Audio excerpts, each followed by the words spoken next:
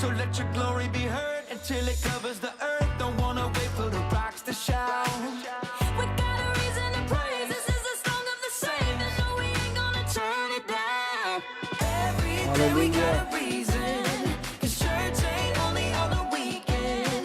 Yeah, when I get that kind of feeling, all I wanna do, all we wanna do is kick it and glorify. Kick it and glorify. That's why we came to lift your name. Come on and sing. Kick it and glorify. That's why we came. Yeah, we were made to lift your name. All the church sing.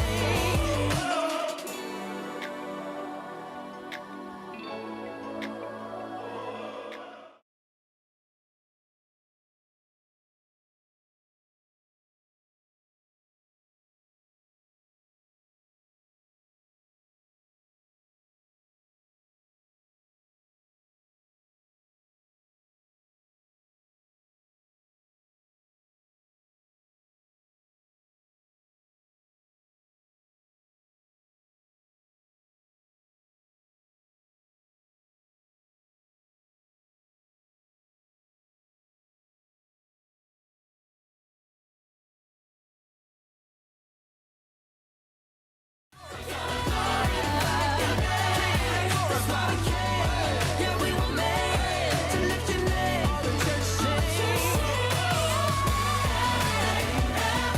Keep it up, glorify, glorify. Every day, keep it up, glorify, glorify. Your name, we're gonna glorify your name. The sparrows not worried about Yo, what's up, everybody? Welcome to The Reach. Welcome to The Reach. Welcome to The Reach. We are live at Abundant Life Chapel here in Largo, Maryland, and you have entered into the experience of a lifetime, a worship experience like no other, and this is going to be a time that you will not forget. Hey, you see these beautiful and handsome people behind me? These are students that are getting ready to share the gospel in their own way. They're going to be talking about different issues and different things that they've been dealing with and different questions they're going to be answering. So get your pens and paper, get your phones, get whatever you need to make sure you capture this moment. Real talk, real teen talk. This is a panel discussion led by our students, moderated by our wonderful hosts. But listen, I've talked enough. Sit on the edge of your seats. Get your popcorn, get your snacks, get your pizza, get your food. Hey, don't get too, hey, get out of bed. Get out of bed, don't get too comfortable because I need you to be alert. So without further ado, welcome to The Reach, teen-led panel discussion. It's on. That was some introduction. Thanks, Pastor Danny. How y'all feeling? Happy Friday, TGIF. You guys tired? A little bit? How was your week? Was it good? Yeah, it was Lord. It was all right. It was a meh. I feel you. My week was a meh, too. I'm tired, y'all. But we're going to kick it up and hopefully let the Lord use us in this real teen talk. We're just going to relax and just answer a couple of questions, have a dialogue, okay? But before we do that, let's start off with some introductions. So my name is Blessing. I am one of the teen leaders here at Abundant Life Chapel. And with that being said, I'm going to pass it off to Nyla. Introduce yourself, Nyla, and your grade. So name, grade. Okay, my name is Nyla, and I'm in 7th grade. My name is Donovan. I'm in 7th grade. My name is Jada. I'm in 10th grade. My name is Ori. I'm in 7th grade. My name's Anthony. I'm in 7th grade. My name is Layla. I'm in 7th grade. My name is Jakin, and I'm in 7th grade. Hi. A lot of 7th grade. Jada, how you feel? Very minority-ish right now. You feel like an elder? Very You feeling elderly. mature? Yeah. No, not mature. Just like ancient, prehistoric, fossil. Oh, like a dinosaur. With that being said, let's start off with you then. Yes, since you're the more, mature, I don't know about experienced I don't know about teenager on the panel. Tell me, what does Christianity mean to you, Jada? Christianity to me is less so church, more so a relationship. I said it multiple times. I have a deep dislike for like very organized, strict religion because I feel like it puts too much pressure on what people should look like rather on who they should be like. So yeah, that's my opinion on Love Christianity. that. I love that. What's the average age of a seventh grader? 12 or 13. 12 or 13? What happened, Jade? I was thinking, when was the last time I was in 7th grade? You're old, girl. I don't remember. Old. So the average seventh grader is 12 or 13, right? So this is prime time in your teenage lives. You're just fresh into this teenage walk, this new life where everyone expects you to act like a teenager, right? What does that even mean, act like a teenager? Like they just automatically expect you to be rude, sassy. Is that what adults, is that how adults think about teenagehood? Anthony, you was nutting. What was that? Well, I would say yes, but I think it's mostly on the type of person because some people have different opinions on like who we are or like what the things that we do. So like some people will probably say like that we mostly sassy and we like don't pay attention and stuff like that. And then other adults might be like, oh, we've matured more, we've grown up more, we starting to become our own person. That. So the reason I had asked that was because Jada had started off saying that Christianity means a relationship, right? She doesn't like that organized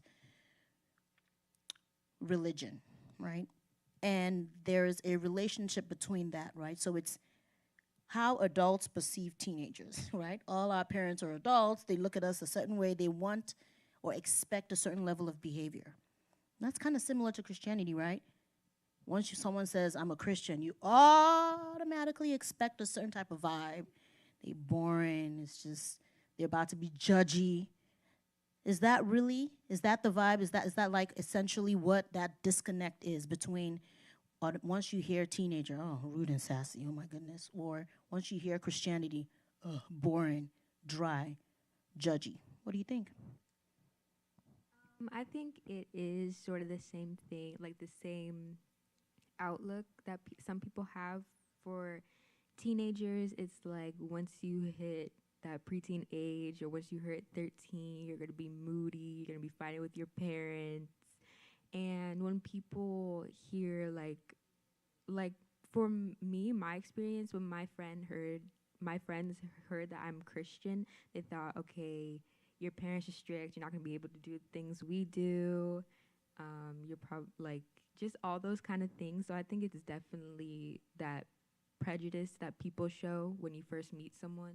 I like that word prejudice. And that is what has hung over a lot of Christians, right? That automatic judgment. They expect you to be a certain way, look a certain way, talk a certain way because you're a Christian.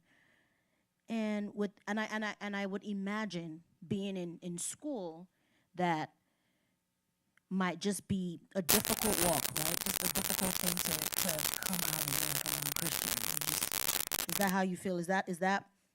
Do you feel like you often have to hide your Christianity?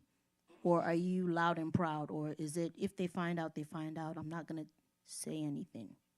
For me, Donovan. Oh, go ahead, Jacob. for me, it's if they find out, they find out. Because I'm not the type to go around and boasting my religion, saying I'm a Christian, this and that. Because I feel like if I do, people will feel like they have to act a certain way around me, which I wouldn't necessarily be comfortable with all the time. I like that.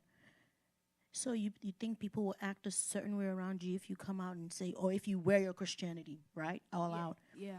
Now, with that being said, most of us have friends, right? You know, friends, a little group of folks that we hang out with. And, you know, on the same line with Jake and saying, I just don't, I want them to be comfortable around me. How do you, or have you, approached your friends about Christianity? Have you, and how did you navigate that? How many of us have spoken to our friends about Christianity? Oh my. How did you navigate that? I had a friend in school in 5th grade. His name was Malcolm. he went to a Christian school with me, but he didn't really like understand the meaning and everything of Christianity and everything. So I talked to him about it, and I talked to him about how you don't always have to be all this like this churchy profile and everything like that. How you can be a Christian, but you don't always have to be like, oh, church hats, hallelujah, stuff like that. You could be generous, you could be nice, and still be in that Christian type of way. I love that. I love that. Ori? I want to say, like, around my friends, it's kind of like a sensitive topic because a lot of them had, like, been through a lot involving the church and, like, religious trauma and all that. And I don't want to, like, do anything to like, trigger or upset them, obviously. But, like, if I ever found, like, an opportunity to, like, actually open up and, like, talk to somebody in a way that I think would, like, really help them, I think you should go for it because, like, you never know what's going to happen. But, like, just be careful. Wow, both of you touched on difficult, triggering conversations, right? Right, Donovan, you were talking about how, you know, being a Christian does not necessarily mean, you know, act in a certain way, you know, speak in a certain ways. It's shown in your generosity and just your kindness, just your entire character. Or you touched on trauma, Christian trauma, right? So that sort of ties in together, and that leads me to my next question. So, how do you navigate, or how do you even digest or comprehend Christian trauma? Do you try to separate yourself from the church, or is it such that, well, I see what they're doing over there, I'm going to do different, I'm going to be different? So what constitutes Christian trauma, and how do you, like, come out of it or get healed from it? Go ahead, Jada. Okay, so I think a lot of Christian trauma comes for, not even Christian trauma, just like religious trauma in general, comes from people coming into a place where they believe they're supposed to be safe and then getting consistently judged and invalidated. And I think that the best way to solve that in any situation is, I think, coming from a place like knowing who you are, or at least like having a sense of who you are when you go into anywhere is important, so that when you're in a situation where you're being constantly judged or invalidated, that you're able to like kind of be like, okay, that's yeah, we're not gonna do that. But I'm not saying like don't separate yourself from places you don't feel comfortable in, because if you're in a place where you're like, you feel like your character is constantly in danger, or you're constantly like uncomfortable, you should not keep church. Is like not somewhere you have like, you don't have to go to that specific church. Like you can, it's perfectly fine to try and separate yourself from the source of your trauma. So yeah, I like that. Separate yourself from the, but you know, as teenagers, it's not like you can just roll up and be like, I don't want to go to that church, right? Right. What if that's the church your parents go to, and you gotta get ready on a Sunday morning, and we're going to that church, right? So how do you? I mean, it's not so easy. So I'm not going to ask you that deep question.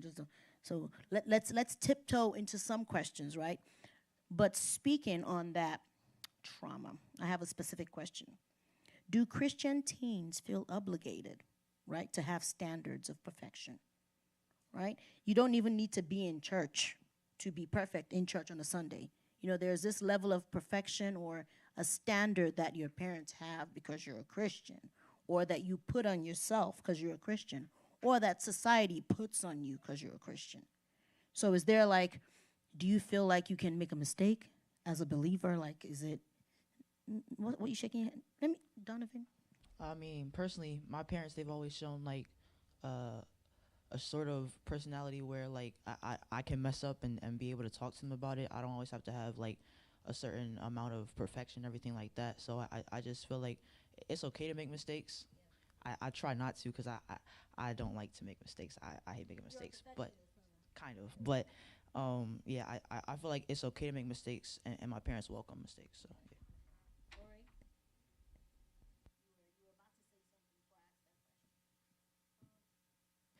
My parents have always tried to, like Donovan said, make like an opportunity for me, like make myself comfortable and like talk about any problems I have. But I always feel like there's like this standard of perfection, especially with like the stereotypes Christianity has, to like always like never stray from this and always do this. So I think there's a lot of pressure about that. You can try to like separate from yourself. Like Jay said, it's a relationship. it's your relationship with God. Develop it how you want. If you make a mistake, you make a mistake, just like every other area of your life, and don't just like try to be perfect all the time. I like that. You know who I haven't heard from? Layla. I know I was just like, girl, get into this conversation. How do you feel about this idea of being a perfect Christian, or you can't make mistakes, or you feel judged if you make a mistake? Well, I mean, I clearly already made a lot of mistakes. But, yeah, I mean, obviously we're human. We're going to make mistakes. My parents, they've always welcomed mistakes. I mean, if you made a mistake, you will learn from it. You're going to get past it. For others who I feel like, depending on the household, they will obviously feel that. I really don't know what to say. I can't really. I feel you. I feel you. I feel you. I can't really see it from their perspective, but Right. I hope that they can find some way to figure out how to feel better about their mistakes, and they don't have to. Then have to feel judged about their mistakes. Yes, ma'am. I don't know if I can speak for Jakin. For those who don't know, Jake is my little brother. So I don't know if I can speak for Jakin. But I know in our household, our parents say we can make mistakes. They don't mean that. They don't mean that. So, especially growing up in an immigrant Christian household, it's like your parents struggled. Even if they don't put pressure on you, I feel pressured, but like even if they don't put pressure on you, you feel like, well, my parents came from this, and this, and they worked so hard to get me here, so how can I mess up, stuff like that. But in my household, I feel like and our parents are pastors, so I feel like because we're pastors' kids, we always have to look like everything is put together, so nobody's like, look at the pastor's daughter, like look what she's doing, like she crazy, she don't know what she's doing. But like, so I feel like in everything I do, I have to have a level. Like, I never realized how much pressure was on me until I had one B on my report card. I was sitting there sobbing, and my friends were like, "What's wrong?" And I was like, "I got a B." And they were like upset. They were like, "What's wrong with you? Like, like, you're not failing." And I was like, "Oh, oh." So I think, for me, like, and probably other people, I feel like there's a certain level of like, you feel like you have to carry yourself a certain way all the time. So there are certain emotions that you should not be I'm like, oh, you grew up in a good home. You should not be feeling sad. You should not be feeling angry. You should not be feeling upset. Stuff like that. That's a lot. You said a lot. Jakin, go ahead. With what Jada said, and to answer your question, as a Christian, you kind of have to like carry yourself you feel the pressure to carry yourself in a certain way. And like the way me and Jada grew up, you get a 4.0 and they're like, could you have gotten 4.1? Yes. And then they're like, so why didn't you?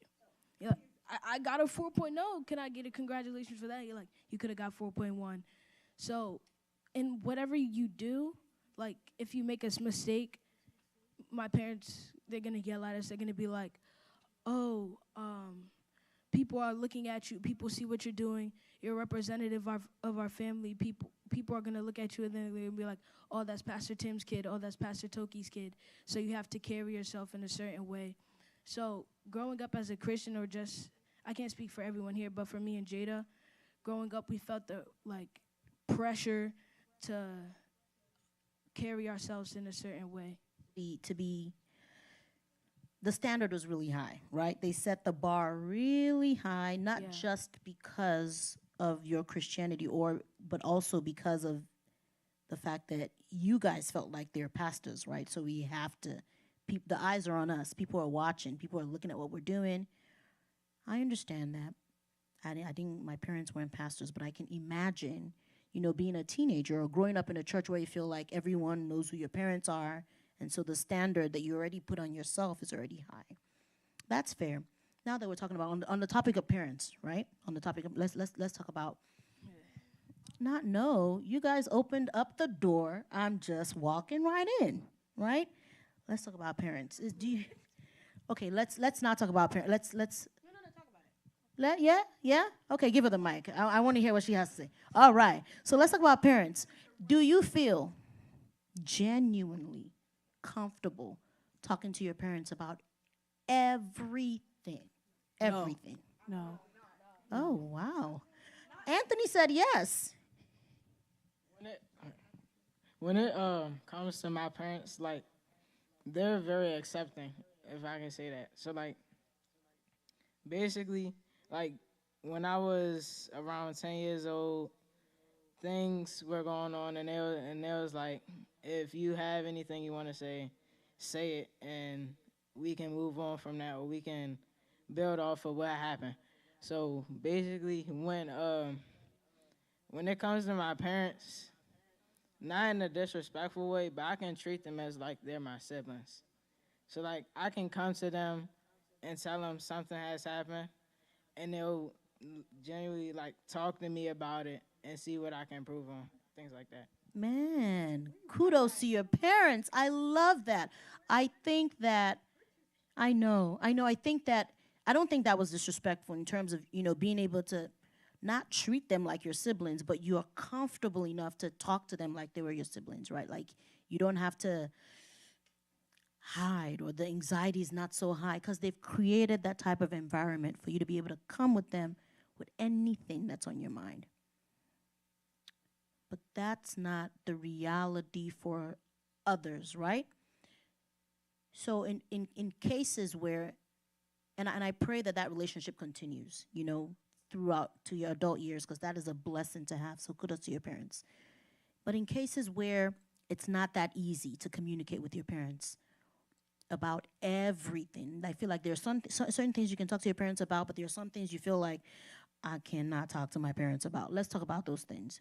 Before you answer me, Ori, because I see you're ready, what is the one thing you think I can't talk to my parents about? No, go ahead and say it. This is a safe space. Why did you ask me that? Because you have the mic and you're looking at me, girl. Okay, but out of all the questions, okay. Probably things concerning my friends, because my parents have always put like a big stand on like the people you keep in your life. So I feel like as soon as I tell them, oh, one of my friends did this, is this today, my mom is very protective. So she'll immediately go, oh, I never want to see you around them again. This is the worst person ever. I hate them so much. I think you should block their number. And I'll be like, oh, okay. The notion that our friends are meant to be their friends. Exactly. They're not here for you. Wow. Jada, tell us how you really feel. Okay. What's the original question? Okay. No. So, like, for some topics you can't talk to your parents about, I think it's important to know, like, where you stand in your relationship with them. Like, if you're not, like, super close, or you know that, like, there are some things that you really don't, like, feel actually, like, comfortable talking about with them, you don't really have to, like, force yourself in a way. Like, obviously, you should try to, like, confront your parents if something's, like, really bothering you. But if you know something's going to be wrong, don't put yourself in that situation. Just, like, protect yourself. You know, do we feel, so when we say you can talk to your parents about any and everything, do we feel comfortable talking to our parents about sexuality? Go ahead. Okay, so I was gonna say, like, for the answer for the last question, I was gonna say sexuality is probably the thing that I loathe the most talking to my mom about. So sometimes she might say something that's offensive to people who are part of the LGBTQ plus community, and I'll say something back, and I'm like, oh, why did I say anything? Because now we're gonna get into it, and my mom's gonna be like, that was not in the Bible. You like, she'll just she'll say it in a comforting tone, but I know like she's saying like you better not be, you know. So that's the thing that I don't like talking to my mom about. But I'm learning as I grow up that at one point or another, I'm going to have to talk to my mother where I'm like, okay, this is how I feel about this. This is what I am and stuff like that. But right now, it's just like, I know that my mom is not going to give me the answer that I want to hear, but it's going to be okay, I guess. It's gonna be okay. That's the underlining tone, right? Our parents love us. That's the baseline, right? Even if they're angry or they don't want to hear it or they're like, block that girl's number, it's out of Ori said it, protective, right? They're protective. They're very protective over us. But how would you even broach the conversation? Let's say you want to start, the big one that every parent, including myself, is just afraid about is dating, right? I'm nervous when my kids are going, when are they going to start dating? Oh my goodness, I'm freaking out, just naturally as a parent. Are you all comfortable coming up to your parent and saying, you know what, I think I think I want to start dating, or I want to explore the idea of dating? Jakin said yes. Jada said no. Mind you, they're siblings, so they live in the exact same household. So what's up? What's the difference? So for me, if I like a girl and she has the same feeling and I want to experience something with her, I would talk to my parents about it and ask my parents, like, is there anything that I need to know about it? Are you guys comfortable with it? I'm going to tell them every single detail, why I like this girl, why I think that I should be with this girl. And, yeah, that's kind of it. Huh? Pardon? No, because whenever Jakin likes a girl or somebody likes him, it's always, fine boy, that's my boy, so handsome, nah, nah, nah, nah. When it's me, they're like, everybody's going to try and take advantage of you. You're going to have to watch the way you present yourself. You don't want to seem easy. So essentially, you're saying there's a double standard here. It's a huge double standard. I'm like, I can't say any. First of all, my mom has this belief that any person who looks my way is in love with me. I don't know where she got. Like, we'll be at the restaurant and then she'd be like, I will get my food first. She'd be like, can you tell your boyfriend to go get the rest of us food? I'm like, this is a grown man paying bills and taxes. What? So I think for me, I just keep it to myself. And if it's really important, like if it's like really, really something, I tell my mom, because one thing my mom hates is finding out things from other people about her kids. So if it's something really, really important, I would tell my mom. But if it's like, she's Just not a standard crush. She's not gonna. She doesn't need that information. She doesn't. Okay, I see you. I mean, I think relationships. You know, emotions are emotions, right? You gonna get a crush on someone. Is gonna have a crush on you. You're gonna have a crush on someone. It's just the nature of growing up. It's not the devil's doing, right? It's just it happens.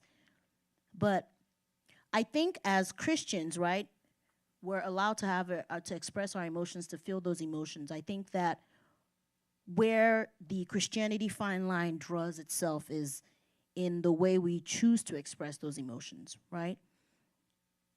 So if we were dating, let's fast forward and we say we're at the appropriate age where our parents think it's okay for us to date and we feel like we can date.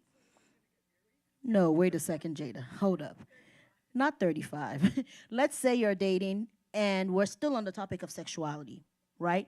Do you, as Christians, now this is a Christian question. This is not a question about between you and your parent. This is just a Christian question. As Christians, do you feel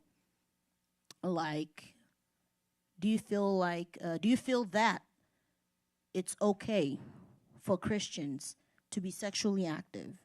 I mean, this is the vibe, this is the society we're in. We're not going to act like we don't know that folks are being sexually active or not sexually active. That's just the nature of where we are. But is that, as Christians, put your Christian hat on, based on your relationship with God and how you truly feel, be honest with yourselves. Is it okay? I mean, right? Like, I've heard someone say to me, well, what's the big deal, right? It's just, I like that person, so why not? How do we feel? What's the fine line we're walking? Jada? I just want to see if anybody's going to answer, because because I feel like I've talked a lot. So, Oh, Jakin, my bad. sorry, Jakin. Give it to us, Jakin. So I think it's not okay from my perspective. Growing up, all I've heard is don't have sex before marriage. Wait till you've committed your life to somebody before you have sex with them. And like I've heard, no, that's not it. Like if my mom has told me like if you have sex with a girl, whether you use condom or not, some girls are just gonna want to be with you forever, so they're gonna poke a hole in the condom so that you can impregnate them. And Wow. We are getting into it, y'all. Real teen talk. and I heard this. What? I heard this when I was like 11 years old. So Oh, wow. I I love it. I'm never not gonna have sex until I'm married. She's like, you poke a hole in the condom so that they can get pregnant, so that you can be with them forever. And I'm like, yeah, nah, that's not happening. That's not happening. She scared you straight.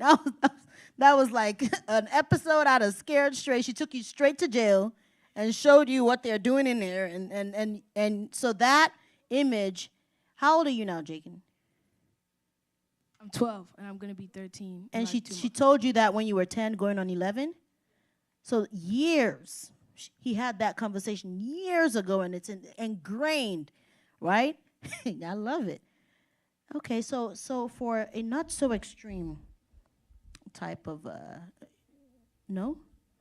I'm just saying, like for something not as extreme as poking a hole in a condom and getting the girl pregnant. That's great. Oh, go ahead, Jada. I'm starting to learn me and Jakin have very different experiences of what goes on in our house. Okay, let's move that topic along. So no, but parents, society as a whole just has this double standard, right? Yeah. So what was your experience, Jada? My experience was no. That was the whole conversation. No. That was the whole conversation. There wasn't any story. There wasn't. There was no story. It was like, don't have sex before marriage because it's wrong. That's it. That's it. That's it.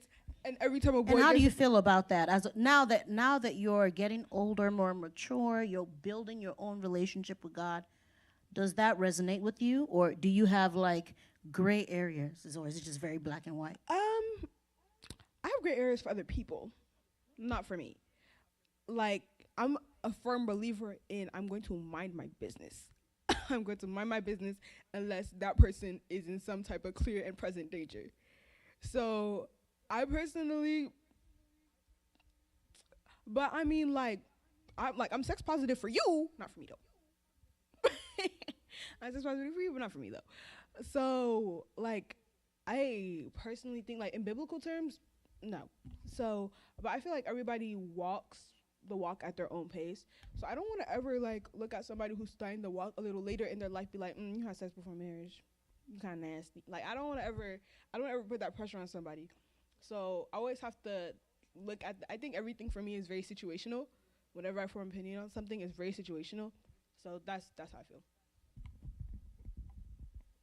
So, having sex before marriage is something that I only talked to my mom about once. Never talked to my dad about it. It was always my mom. And she said that when you have sex with somebody, you create a bond that is very hard to break. And so if you're in a relationship and you're not sure if this is the person you're going to be with for life, it's like don't practice anything, don't have sex. But if you are in a relationship and you know this is the person I'm going to marry, this is the person I'm going to say I do to, then I think it's okay if you're not married yet. But if you're just unsure, like if you're going from relationship to relationship to relationship and you're having sex on all of those, that's not okay. But if you're sure that this is the person who you love and cherish, then I think it's okay. I appreciate that honesty, Ori. Okay, so like Jay said, I mind my business. Like do what you want at your own pace. Personally, I don't think I would. Otherwise, I'm like fully committed to the person. But I think there's a difference between like having emotional connection with the person and doing it because of that, and just because like I don't know, that's just what you want to do. It's your business. I think if it's the former reason, then make sure like this is the person for you. Like Nyla said, this is has to be like, okay, I think I'm gonna marry you. This is something that we both want to do, and like I really have yeah, and I'm really emotionally connected to you. So I love your answers, and I appreciate the level of honesty and vulnerability, right? But we haven't heard from the guys. We heard from Jakin. Well, Jakin gave us that, poke a hole. Donovan, what about you? I mean, me and my dad we've talked about this a couple times. I really don't think it's so like for me personally, I don't think I would do it till marriage. Like I have goals and everything like that, and I'm not saying that doing that will ruin those goals, but I just don't want to do anything to jeopardize that. Like I play basketball, so I want to go to the NBA, and I just don't want anything to like stop that. So I feel like when I'm grown and with marriage, then I will, but not definitely not anytime soon. Thinny? Ori?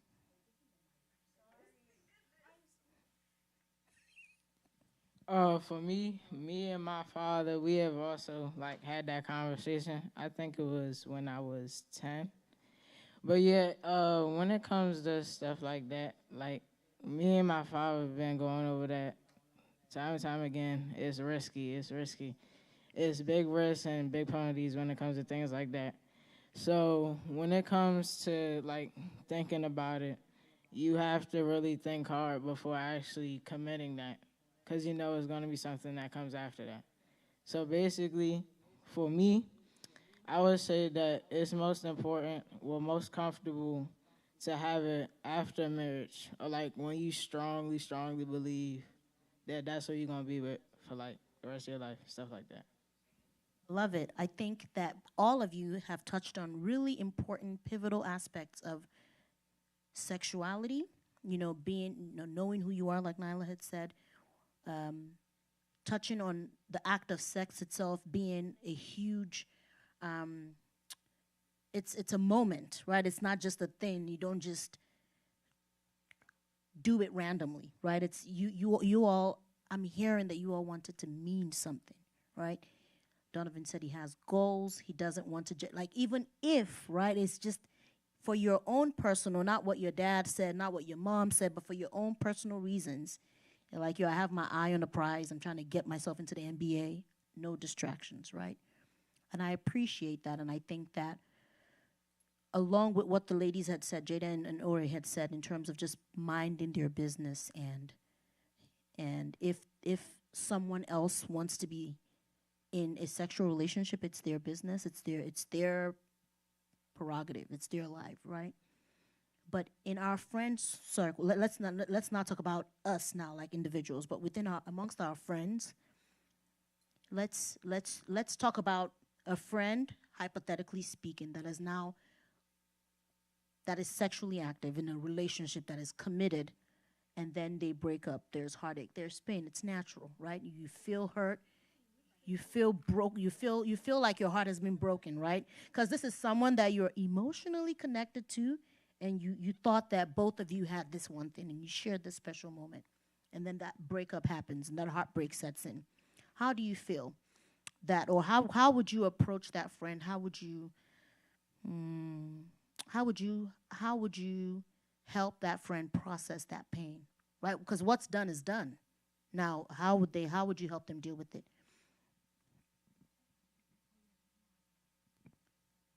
I have a lot of friends who've been through that.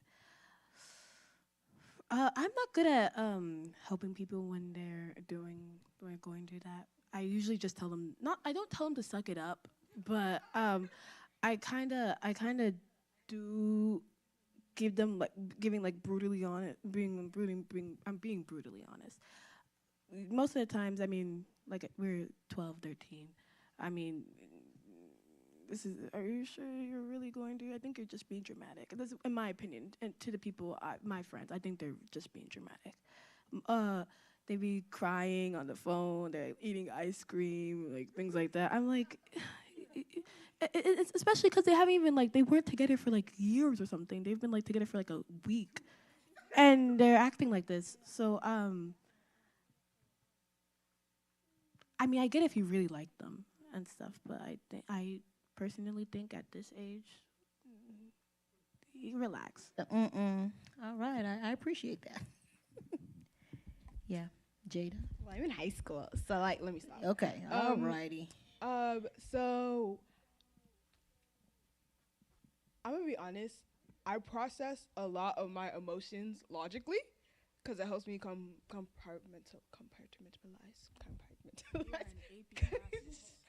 Yeah, it helps me put my emotions into sections. It helps me organize stuff.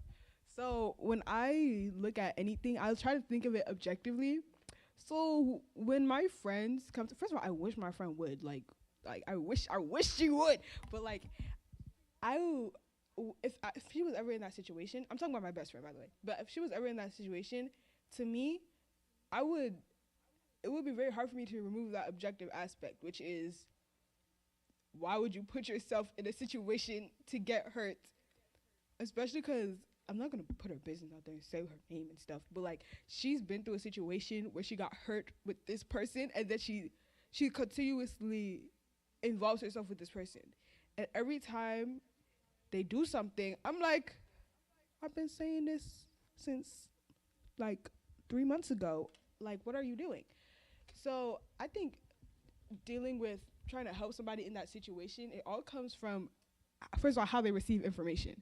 Because I know from my friend, like, the way she receives information the best is it's a mix of an emotional and a logical standpoint. And I am very logical. So I'm thinking logically, this person just doesn't make, but she's like, but I like him though. I'm like, I didn't ask you that.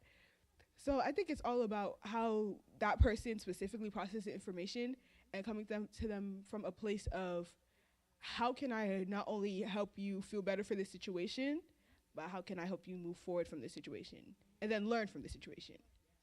I appreciate that. So you help your friends logically walk through their emotions and help them move past that situation.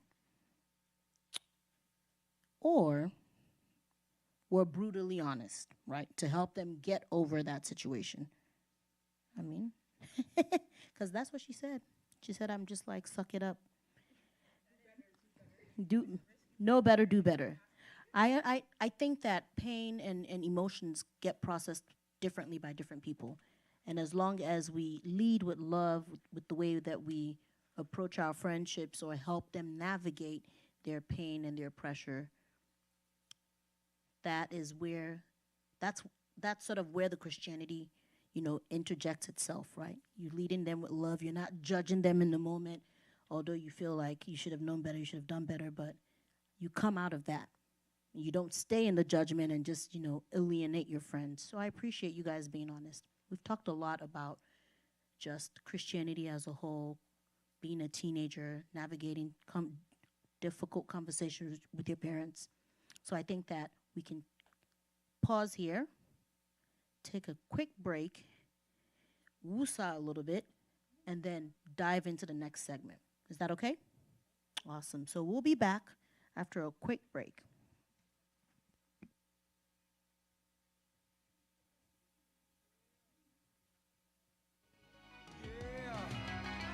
Feel the pressure, the heat of the lecture catcher. I text you the verbal texture, infect you with verbal pleasure. It's me. In your injure opinion down to the integer. Enter it into enemy lines looking for anything. I pull any strings like a soul shoe.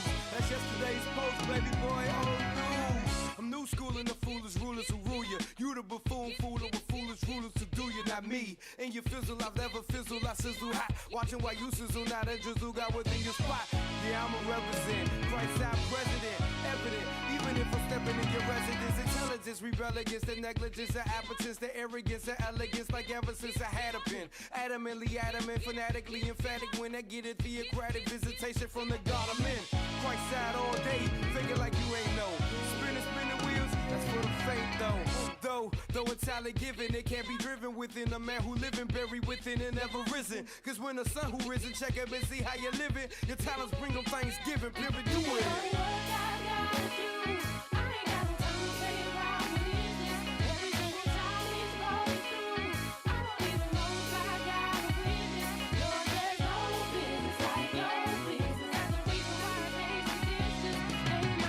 Transition, now this is the transition, man.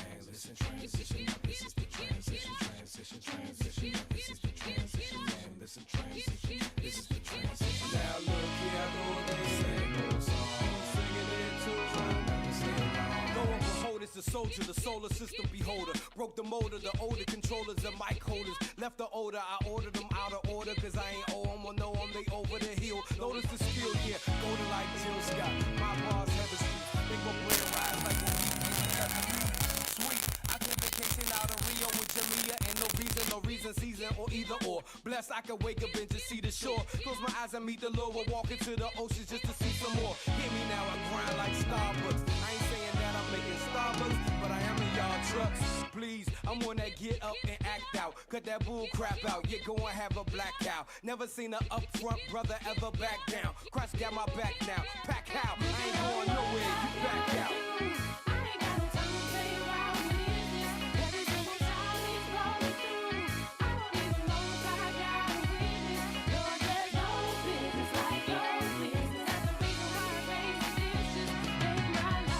Transition, now this is the transition, man. Listen, transition, now this is the transition, transition, transition, now this is the transition, man. Listen, transition, this is the transition. Now look here, I go again. Singing it too.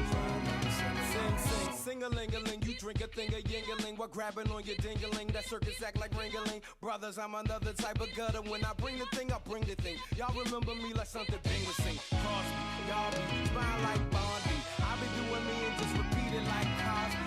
Auntie, Everyone, find your seats, please. Possibly the picture of Thank you. hypocrisy. Is this good, Tommy? Like so? He say I'm his property. All right. The way that I be rocking Bama's out the ring, my name should be Apollo Creed. Rappers, so apologies for jumping in a pile of greed. Pointing fingers out at me, that's falsifying fallacies. Wrong twice, homie, that's an oxy to the moron switch. Put me in the oxy pattern room, cause this is it.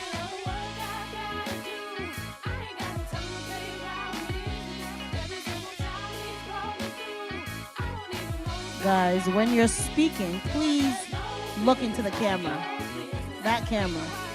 Or this. Shh.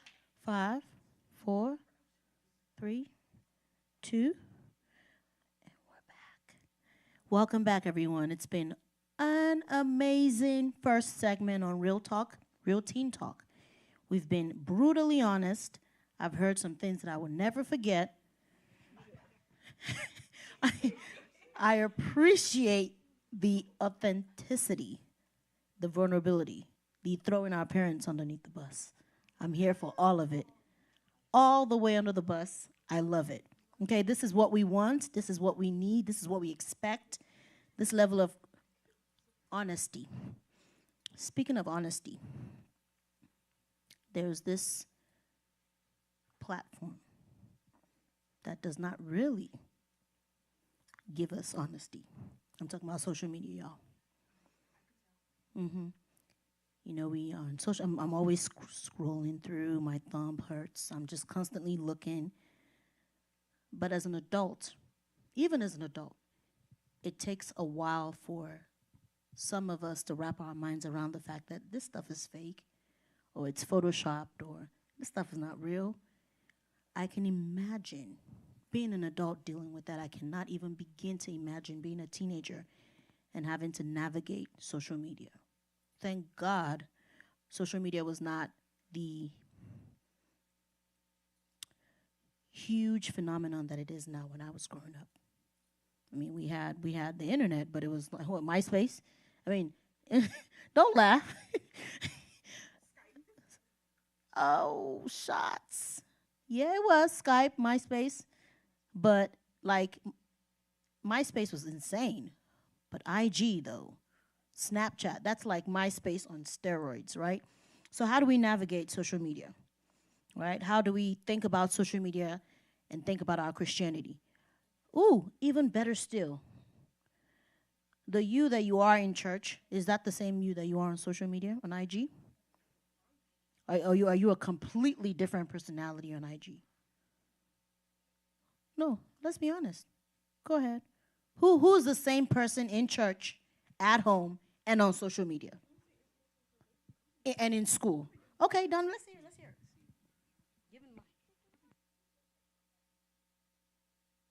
See, like I feel like everywhere I go, I shouldn't have to be a different person in front of a different type of crowd or a crowd of people. Like I feel like in church, everybody's welcoming. I'm myself. I'm funny, goofy, nice, everything like that.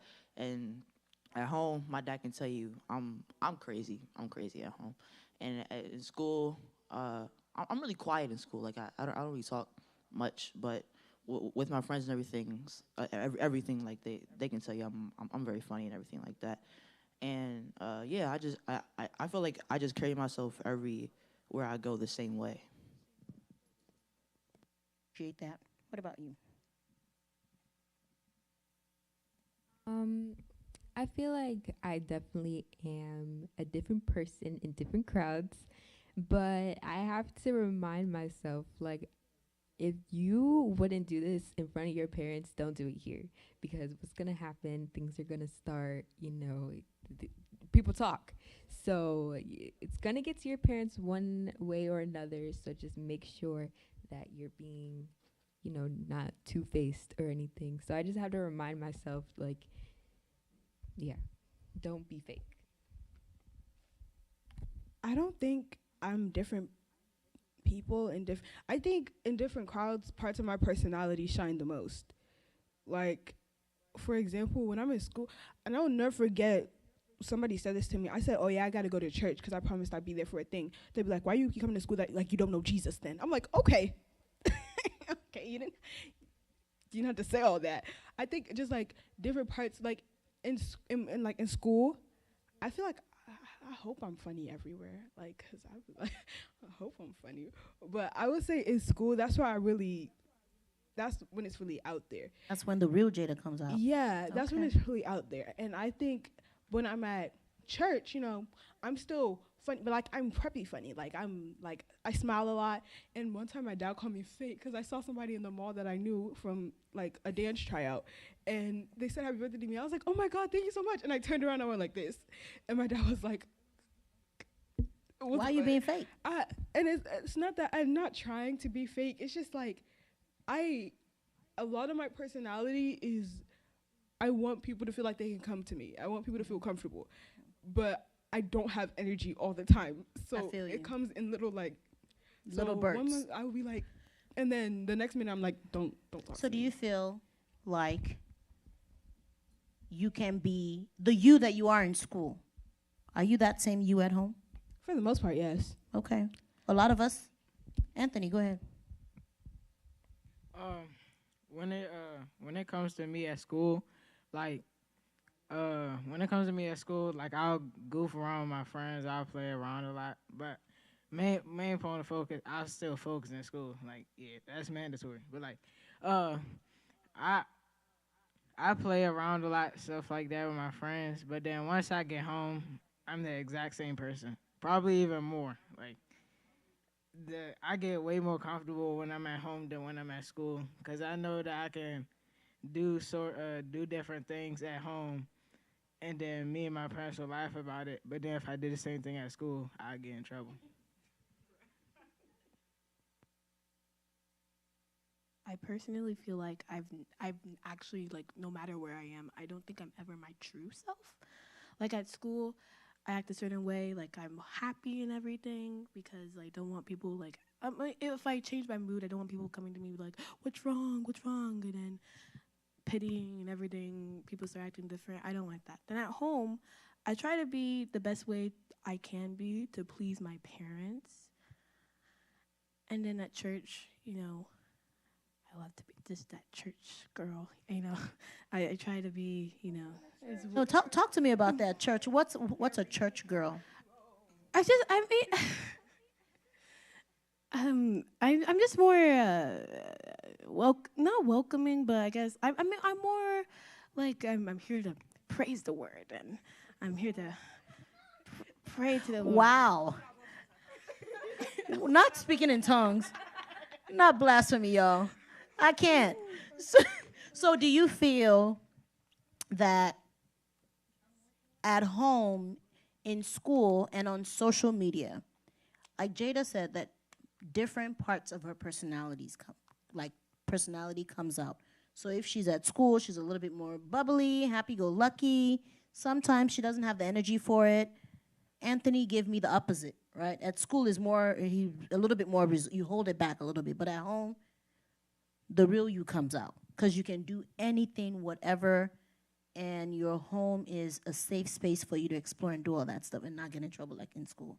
Because they don't know you that well, right? But your parents know you enough to know that you aren't being destructive. You're just being you.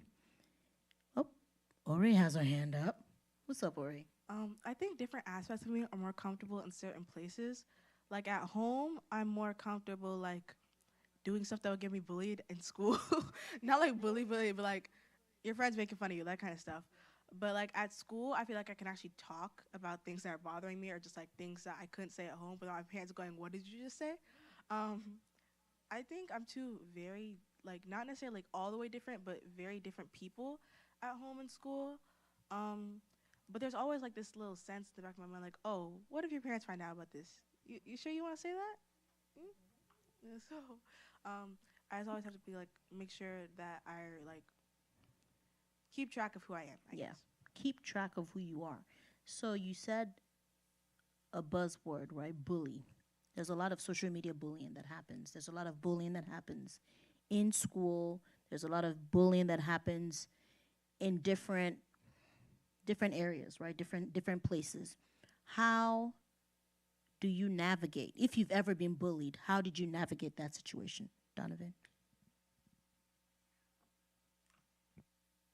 With bullying, I've always felt like if you're being bullied, then you're doing something right. So like if you're doing sports or dancing or something like that, and somebody says, "Oh, you're not good at this," or you're not good at doing that, then I just feel like you're doing something right, and that's why they're attacking you because they don't because they probably do the same thing, just not as high as a level as you do. Yeah. So if so you're speaking from the perspective of an athlete, right? So if you're being bullied, clearly there's something that you're doing right that they can't do, which causes them to bully you or feel the need to be mean or to bully.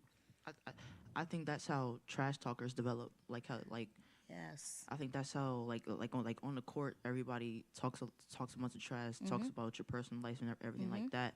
So they always try to bring you down in the game so that they can go back up. Yes. I like that. Yes, Ori? Sorry to talk twice in a row. No. But, Please. It's a dialogue, so please talk. I was bullied. It was way earlier in my life, so I like I don't want to like compare it to like really really serious things. But it was I really didn't like it. I don't think anybody really likes being bullied, but it felt like so unfair to me. Like it's so illogical. Like what did I do to you? All I did was exist here. You still have to like step back and remember they don't make sense right now. If they're bullying you about how you're like I don't know short or something because you got into first grade at 5 years old. Yeah, I'm sorry. I don't want to brag. That sounded like I was bragging. No, it's not a brag. It's God has given you the brain. You might as well use it, right? And then he shoved me into a wall. That's not the point right now. My point was like Donovan said, a lot of times they're like jealous, or even more common. So you're speaking about intellectual, like being bullied because you're smart. Yes. Sorry. No, it's real. No, it's absolutely, that's your truth. That's your reality. So the person that was bullying you, right? Or that did the bullying. Justin. I hate Justin. I mean, Justin, they just called you out. I don't hate him, but I remember. So Justin bullied you because you now was wow, a lot of we're just unearthing a lot of truths. They were friends before, and I came in, and then Jake Yes. Okay, so before Jake can put his paws on Justin, let's just. Is this such that Justin was not as smart as you? or was he just as smart but just hating? Okay. So, like I said, I don't know, maybe he felt threatened. But another main theory in my family, that I hated was that he had a crush on me and that he didn't know how to confront his feelings. Oh. And I hated that like a See, lot. all the different types of bullying is Yeah. coming out. So I wanted to So talk. there's the emotional aspect where I like her, but I'm gonna bully her, or there's this person is better than me on the court, so I'm gonna trash talk until the game comes down and my game comes up, and then this is a hot topic. Go ahead. Okay, I wanted to talk about like confronting your feelings and not like doing something bad to the person because of it, because you never really know like how much it's gonna hurt them, or like I don't like how much people get away with it, or like how it's just confronted as, oh, it's just pulling your pigtails, relax. It's still a form of bullying.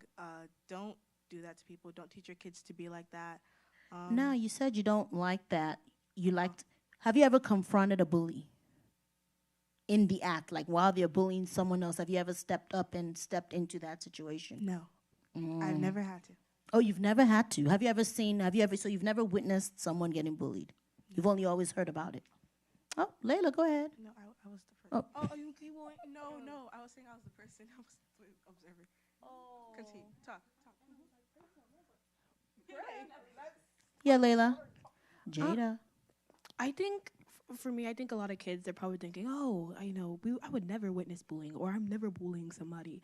And then in reality, like for me, there's a kid in my class, and one of them is my friend actually, but I didn't really think it was bullying until I kept like thinking about it. Like I wasn't the one doing it, but other people were doing it, like to the point where if she would say one thing, people in my class would start calling her, the op is talking, and I wouldn't know what to say. I mean, I knew obviously I should be the one defending her, but at the same time, I'm out here saying, what if I talk? Would I be getting bullied as well? I feel like there's bullying everywhere, and that you might be the one actually bullying, and you think it's just teasing. I'm gonna be very honest right now. I was bullied for regular stuff, like, and this is gonna sound really bad, but I was bullied for regular stuff, like being ugly, like, like I was bullied for regular stuff, like. But the difference is, I promise you, like, 4th grade was such a rough time, bro. But, like, to be honest, you can laugh, it's okay. But, like, thank God I grew up in a house, and Jake I think can attest to this. We're quick with the reply. We're very quick with the reply. So there was not a time somebody would look at me and say something that I would not shut you down immediately. I will not hesitate. Nothing, if you say something about, nothing is off the table. Nothing is off the table. So me and Jake, like, even like when we get into it at home, jokingly, but even our parents, like, we're accustomed to banter. So I think that's the only reason, like I wouldn't say I was popular. Like, when I came into 4th grade for the first time, I was a new kid. I went to Kingsford Elementary. So when I first came in there, I was a new kid, and I think that's why people thought that like they could just say whatever, and I was like, absolutely Shut not. it down. Absolutely not. Jake, what's up? So I've realized that when people are getting bullied, it's usually because they make themselves an easy target. So like what Jada said, when she's coming into a new school and people thought that they would be able to bully her, she shut them down and she didn't make herself so like, oh, that's the dude that when I say something, they're never gonna say something back. I can tease them or do whatever I want to them because I know that they're not gonna do anything about it. So and there's this one dude in my class. He's kind of like special, like autism type thing, and he gets bullied a lot. And he gets bullied a lot because when people say things to him, he like cries about it, or he would like go tell the teacher, so people will call him names and do whatever they want to him because they know that he's not gonna do anything to them. Basically, what I'm trying to say is making yourself an easy target is literally making a path for somebody to bully you. the head. I don't got much to say no more. Oh, hands. Nyla, yes. Go ahead. Okay, so in kindergarten, this is the first mom you're watching. So I was not necessarily bullied, but I was teased on by a fourth grader.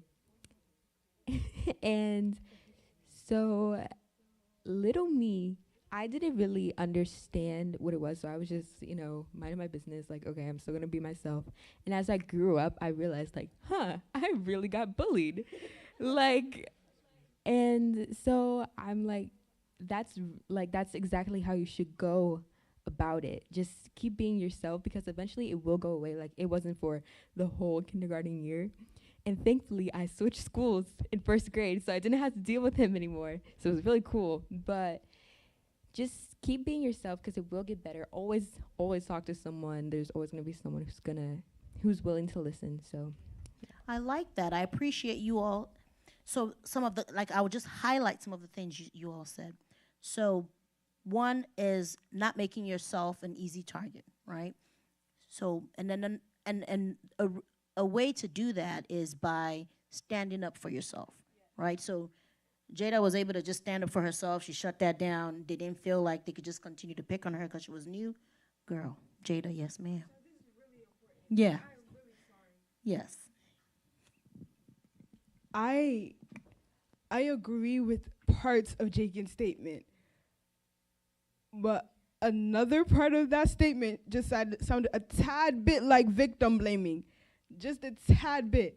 Like, I think that's what we're told to do. We're like, if you're getting bullied, go tell the teacher. I'm just big-headed and I don't listen. So what we're told to do is, if you're getting bullied, go talk to an adult. Don't engage the bully. Go talk to an adult. They'll handle it. So that person is doing exactly what they were told to do. So I think while standing up for yourself is very important, I think don't take bullying as there's something wrong with you and you're the reason you're getting bullied. Because you're not bullying anybody, they're bullying you. I don't think that was what Jaken meant. I know, but I just said that, when you say, you made yourself an easy target to get bullied. Yeah. It's because, in my school, if you snitch, you're digging a hole for yourself. I get that. We went to the same school. Yeah. I get it. I mean, this is real talk. I mean, this is we're dialoguing and we're having conversations. Believe it or not, I was a teenager once, right? I understand. I know. Can you imagine? I feel like I was I hatched out of an egg as an adult. No, I did not. I was a teenager, yeah. Unfortunately. And I experienced bullying. I experienced others being bullied. I bullied people shamefully, but I found Jesus. Hallelujah. Thank you. But I hear all sides, and I'm going to sum that up in saying that there are truths to it, right? It's never black and white, right? Some of us are fortunate enough to be athletes. And as an athlete from an early age, you're conditioned to be disciplined, to go get it, to speak up for yourself, to have a sense of endurance. So I can see traits of how you can navigate being bullied with that mentality, right? I can also see traits of when you're so smart or you come into a place at a particular age where you're younger than everyone else, it's kind of awkward. You're not really the same age. You feel like you're being picked on, or they pick on you because they're threatened, or whatever the case may be, or you're misunderstood just simply, or you feel like if I speak up for myself or if I go tell an adult, I'm going to get picked on. Everyone's point is valid, right? There is no one right way to approach any type of situation because things are nuanced, right? There are different ways to do it. There are different ways to navigate. So I think that there's room for all of these things to be truths. There's room for all of it to be. But I think what really encapsulates this topic of bullying was what Nyla said. You're not going to be there forever, right? It's going to phase out. I started off by saying I was a teenager once, right? You're going to grow up. Yeah, you're not going to remain a teenager. You're not going to remain in that school. You're going to, so there are phases. But navigating that phase and understanding how you operate within that space as a teenager and as a child of God is really what sets you apart, right? It's really what makes it not a lasting impression. It doesn't get imprinted on you. Ori? Okay, I'm sorry to talk again and like make this question go on so long, but I just want to like touch on a little bit like the more serious aspects of bullying, like by someone you consider a friend or someone that like maybe it might be harder to get away from. Um, if it's someone you consider a friend, you don't have to stick around. It's really not. You have to be able to recognize the warning signs. It's really important that you like have a real sense of yourself and like try to develop a thick skin. I'm not saying it's like a problem if you don't have that. That's not your fault, like Jada said. But yeah. And for if like you can't get away from it, find somebody that you can talk to, that you can like go to for unconditional support. I didn't want to like make this run out too long, but I just want to say that in case somebody needed it. Layla had a point. Your hand was up. I saw your hand up. Oh, I appreciate that. I appreciate that. On this topic of bullying, let's move it into. Have you ever encountered, like, how can I put it? Have you guys witnessed someone being bullied on social media? Oh, Layla, she said I'm jumping in. So in my school, there's these pages, right? Wow, there's it's a popular thing.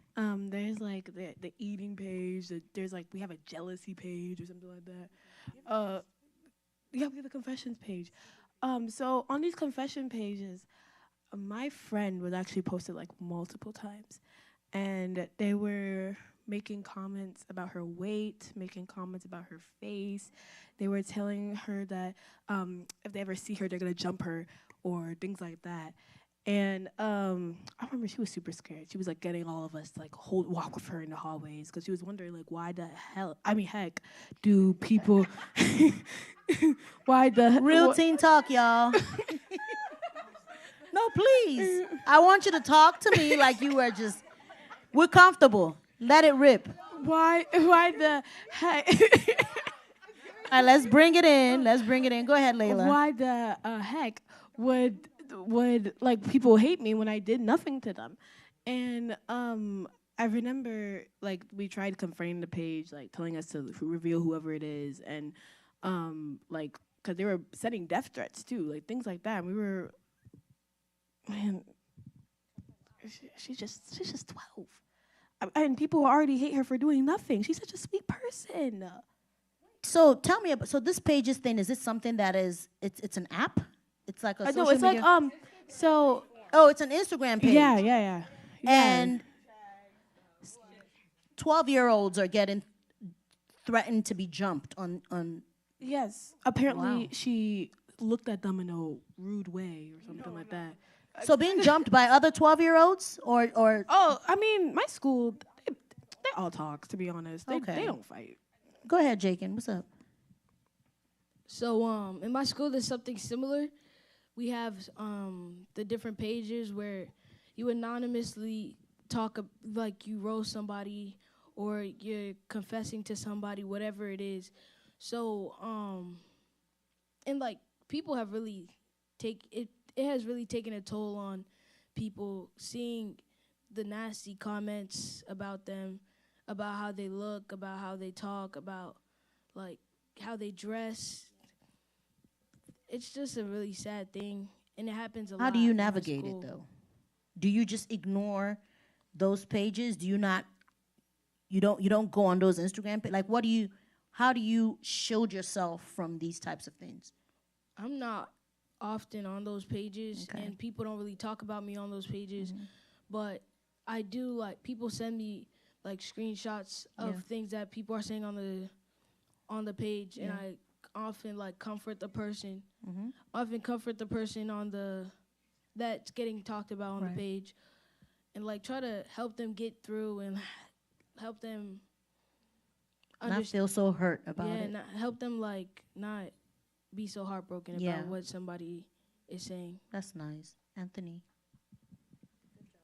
When it comes to those types of pages and stuff, when it comes to people that talk about others and stuff, cause at my school, like I know a lot of people, so I'm not really the type of person I'll be on those type of pages. But for the people that like put stuff on that page, show me that they put them on a page, and those people that come to me saying that they're on that page. Uh, for the people that say that they put others on that page, I go to them as like a friend and say, "Yo, that's not cool," stuff like that. Uh, because I don't think they're trying to do that. Well, sometimes it might be just because they don't like the person, but at the same time, they want to put it as they're one of those people that try and put themselves to look cool. Because people think that, like, embarrassing other people, yeah, stuff like that. So, by doing that, they make, like, a representation of themselves on school ground. And, like, none of that stuff happens to them because people know if they do that, it'll be repercussions to that from that person. So like by protecting myself uh and looking after others, it's not really nothing that can happen if everybody is mutual with each other. That's a solid point, Anthony, in terms of reaching out to that friend of yours that might have put something on that page and trying to talk to them about their actions, right? And how it's not cool to do that. I like the idea, the sense of you taking, your own responsibility with that friendship and approaching them and talking to them about that. I also like the fact of having that mutual respect, right? So what I'm hearing about in terms of just owning on this page is it's a place where you all are expressing yourselves, right? You might be expressing yourself. They might be expressing themselves in a negative way. They might be expressing themselves in an attempt to gain notoriety or fame or stand out or be cool or whatever the case may be. But it's still a form of expression, right? There's a phrase, hurt people hurt other people, right? You never know what that bully is going through in their own home that is causing them to be so angry, so hurtful towards someone else. So it's all expression, but the the painful part is they don't see the hurt that they're causing, right? So I love that you are confident enough in yourself to be able to reach out and say, "Bruh, did you really have to do that? Well, that's not cool." Even if they didn't change, it's still something to be proud of that you stepped up and tried to have that conversation with them. On the topic of expressing yourself, beyond IG pages or whatever, right? Do you feel like you have a place or a group or a friend that you can truly be vulnerable with? Donovan has his hand up. A lot of people find uh a certain group of friends where they can like express themselves and everything. Earlier I said that I'm very quiet in school, so I don't really I have friends there, but I don't express myself a certain way. I actually find it in basketball. Like Anthony, me and him, we played together for a long time, and I I express myself the way that I would at home on the team or at practice. Like I'm a very out and open person. I'm very what's the word, extrovert. I'm an extrovert, so I express myself a lot of like a out in person type, out and open type of person, and at practice and at games and everything like that. So I'll probably say that I find it in basketball. Um, so I moved schools at the end of January, and so I'm still finding that friend who I'm like, okay, this is how I'm feeling. Cause I don't know about everybody else, but in my friend group, in every friend group in my grade, there's always a friend who is a little bit more depressed than others. They show their feelings more. And so I feel like I show if I show my feelings in that aspect, I feel like it'll get seen as I'm trying to get attention. I'm trying to get the attention away from that friend to me. So I'm still trying to find that person, that friend who I can talk to and won't be judged towards. So, yeah. Layla, then Jada.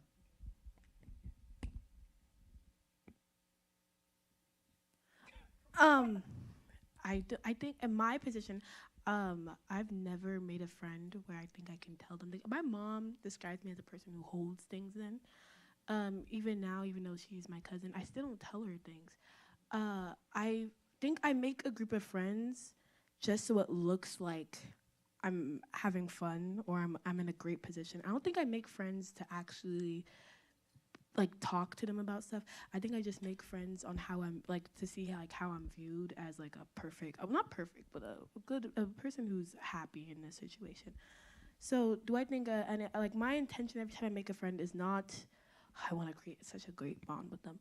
It's more of I don't want to seem lonely or right now I need someone to talk to so it doesn't look like I'm like that little depressed person, I guess. You know, the word depressed has come up twice. How many of us know someone that's depressed?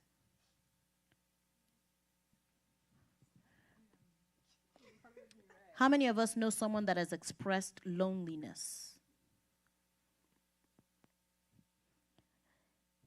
How many of us know someone that is expressing or people that have expressed anxiety or feel anxiety? That's a common theme, right?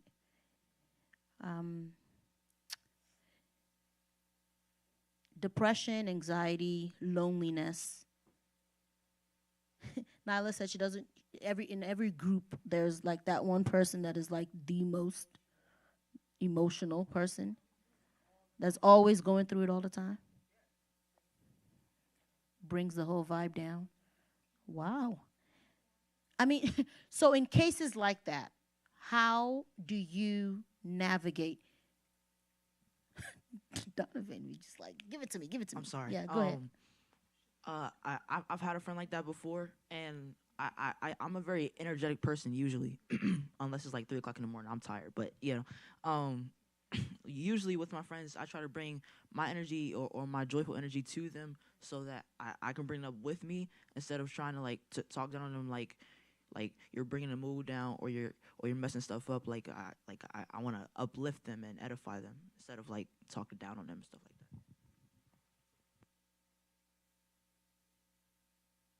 All right, go ahead. Sorry.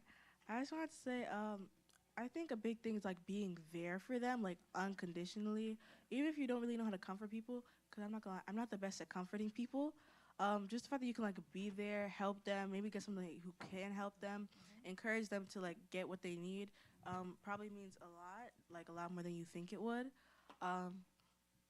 Because I have a friend like that. So I just think like a big part of it is just like making sure that they know that you're there for them. That was most of what I want to say. I like that. Jada? Okay, I'm sorry to like backpedal into the last point a little bit. Go ahead, But ma'am. Donovan said something that like kind of makes a difference to me. Like Go ahead. Because like people don't wanna you don't wanna be the person who brings the mood down. So I think that's why a lot of us don't have friends that we feel like we can be expressive towards, because either we're too busy. Like me, I'm always the friend that just before, remember I told you my friend was texting me about a problem she had. I'm always the friend that I'm like, you can You're come like to the me. strong friend. You can come to me. You're like the happy-go-lucky friend. Y'all texting me. So do you ever express your emotions with your friends outside of being 24/7 happy, Jada? It's very rare, because it's like I kind of gatekeep my emotions, but Why? I can't keep that on forever. So it just kind of. Why? No, why? Why do you gatekeep your emotions with your friends? It's not I don't like making people worry. Okay. And I don't like making people feel like I'm undependable. Yeah. Is that a word? I feel like I don't like making people feel like I'm not, like, you're not able to depend on me. Yeah. And I feel like if I were ever in a situation where I'm like going through something like down horrendous, like, and they're like, oh, I can't really talk today. She's kind of like right now. So I really like, that's why it's very rare that I express my emotions. And that's why, like, when I express my emotions, I don't know if Jacob knows this, but I can be very explosive. Like, when I don't want to say when I get Because you've home. bottled it all up Yeah. in, and then it finally bubbles out like a volcano. Yeah, It like I just- be feeling bad for Jesse sometimes, because sometimes he's just trying to talk to me, and I just get so irritated. I'm like, leave me alone. Like, leave me alone. Okay. I feel really bad for him sometimes. I'm sorry, Jesse. I love you. Okay. But yeah, I like, until like eventually until it it bubbles to the top, and then you Yeah. let it go. But you're not the friend that is. You're the friend that wants to feel like everyone can depend on you. Yeah, and Okay. so I let it explode. Then I wait till it explodes again. You know, like, it's not healthy. I never said it was healthy, guys. Nah. Like, I never. Layla, what's up? What I second what Jada said. Yeah. For me, I don't think I have before. There's one time where I did let my feelings out to a friend, and after that she started pitying me a lot, and now she's like acts so different around me, and I just hate it. Like, You don't like getting yeah, pitied, huh? I don't like it. So obviously I do bottle my feelings up, but not to the point, because I know it's not healthy to let it like rise to the top. So I have my own ways of letting it out. Like, as much as this is kind of unsafe, well, not really unsafe, but I do talk to random people online. Like, Tell me about that. Like a total random stranger on the street. Because I feel like Wow. I let them know how I'm feeling, and then they like can't use it against me. You can't use it against me. Yeah, I They got won't you. pity me. I won't Yeah. talk to them Yeah. ever again. Yeah. So I let my feelings out to them, and then it's over. I feel better. I mean, I do it like once a year. So, oh, not once a year. Once every 2 months. Wow. Donovan. He says he has something to say. What's up? Just like on the topic of that, usually how I cope with my feelings, or like how like when I'm feeling bad about something or anything Right. like that, or there's a death, I usually like I don't tell my friends because of the fact like I feel like that they're gonna pity me or something like that. I just always felt like I don't feel the need to express myself. Like I usually deal with emotions and everything like that by myself, or with my dad, or with my mom, or with family. So usually I'm just to myself, or when it comes to emotions, I'm to myself. So yeah. You know what? I'm hearing a collective theme here, and I would like to, as we start to wrap up, I would like to ask you all, in terms of expressing, right?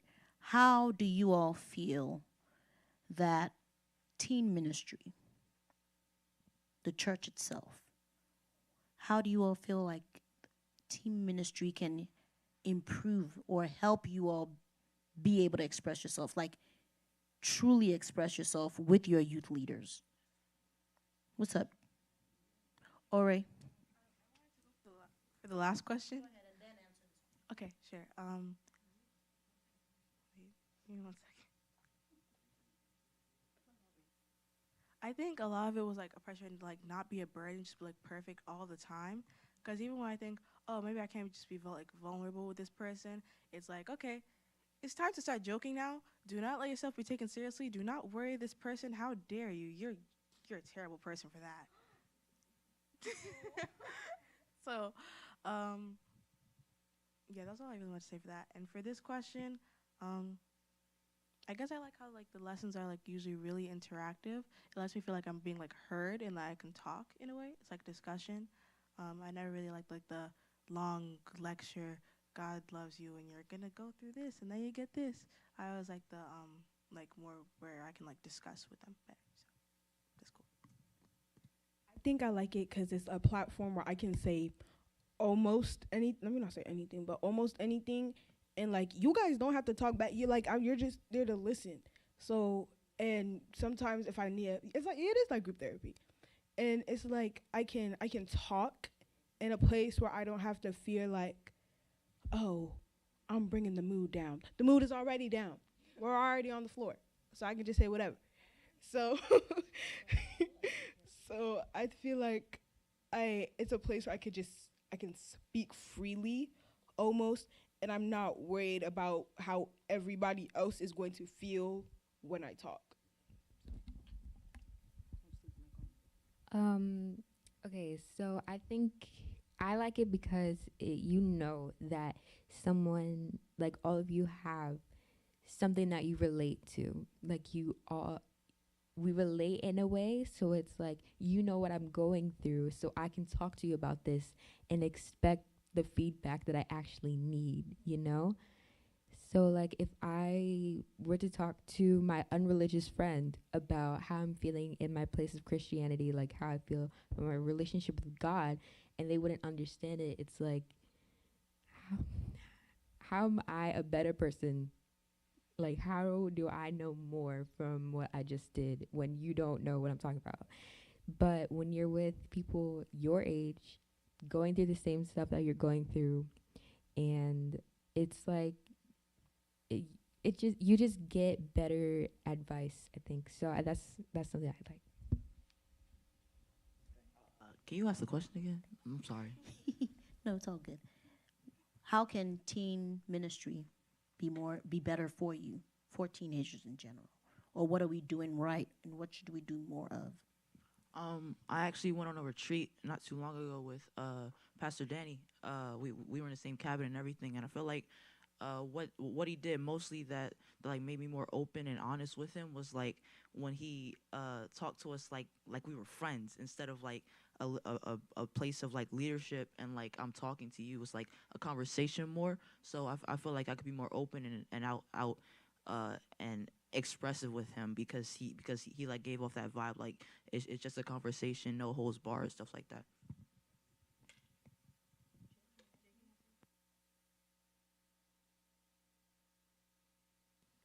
Yeah, I agree with all of you that have spoken so far.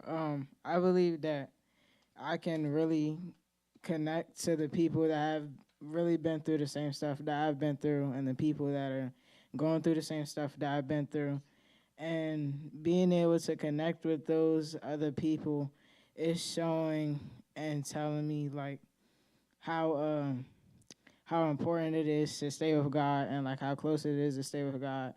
And I believe that it's just the right thing to do. Not saying that not being religious isn't a good thing and stuff like that, but I'm just saying that being close to God has brought me to the person that I'm going to be and have been today.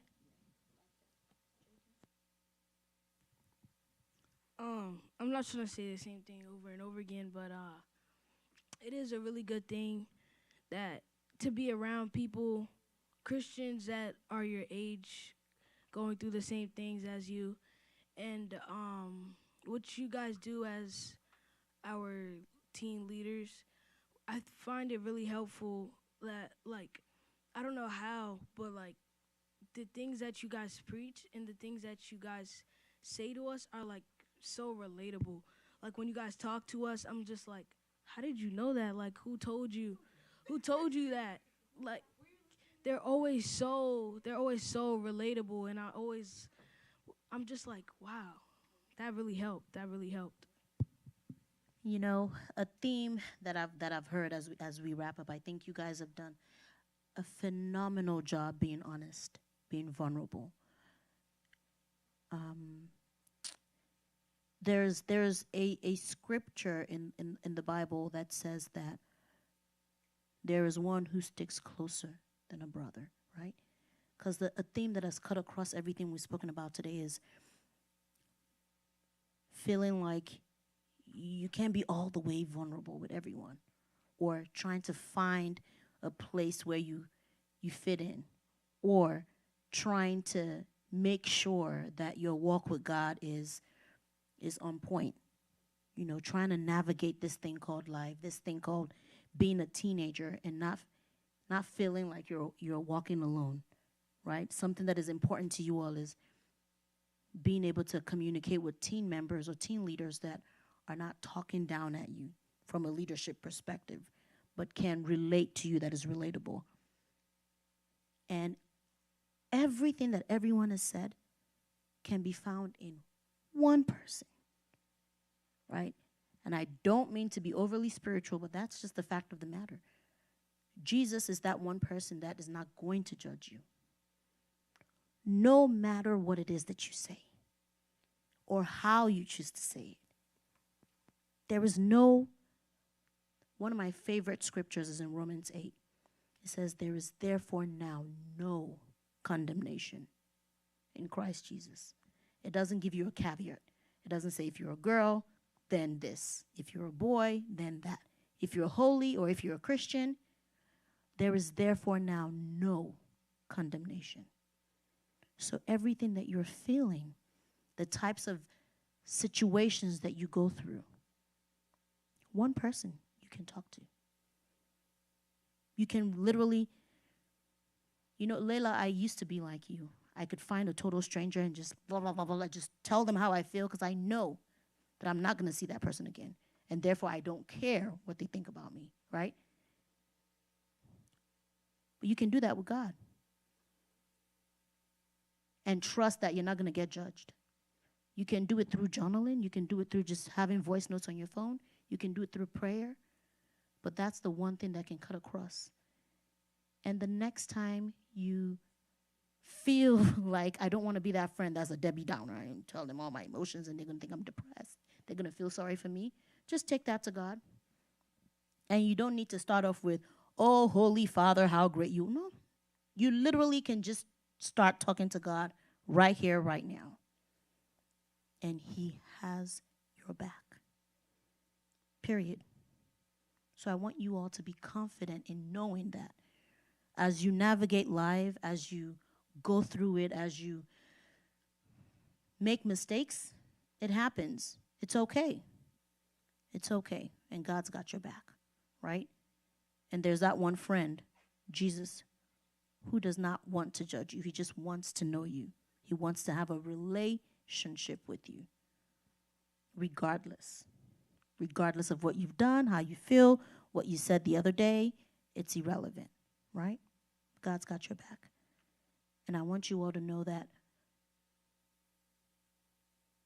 I am proud of how you all have communicated with each other. I'm proud of how you all have stepped up and answered these difficult questions, being funny, just being yourself, right?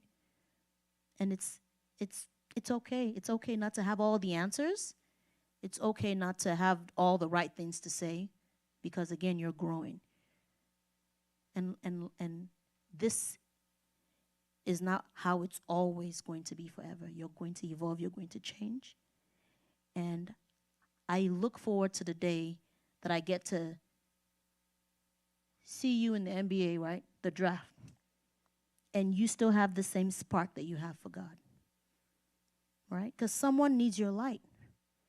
And your lights are shining so bright.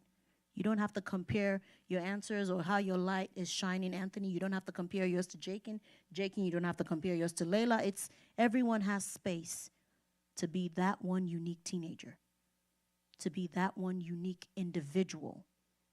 There's only one of you, period. That's just it. You don't have a duplicate somewhere else. It's just you. And your experience and your truth. And I'm so proud and I'm so grateful to have had this segment with Real Talk with you all. Because you all are some brilliant, brilliant children. Brilliant teenagers. Smart, wise. And I just think that you all are navigating this thing called life so beautifully. Okay? So as you go through life, you fall, you make a mistake, it's all good. Just tell yourself that it's all good. And there is therefore now no condemnation, period. Okay? I'm so proud of you all. We've wrapped up the segment, and I hope that a week from now, 2 weeks from now, the person that hears this, that comes across this on social media, I really pray that you understand that you're not alone. There is a God that sticks closer than a friend. All you need to do in that moment when you feel like you're lonely, you're isolated, is just say a word of prayer. I need you, God. I need you, Jesus. Just help me through this. That's it. And he's going to come like a rushing wind and save you in that moment. Okay? I love you all. It's been a pleasure having this conversation with you all. I really hope that we can continue this And I would prefer a couch next time, Pastor Danny. I appreciate y'all. Thank you all so much. Thank you all so much for tuning in. And hopefully we get to see you on the next segment of Real Talk. Amen.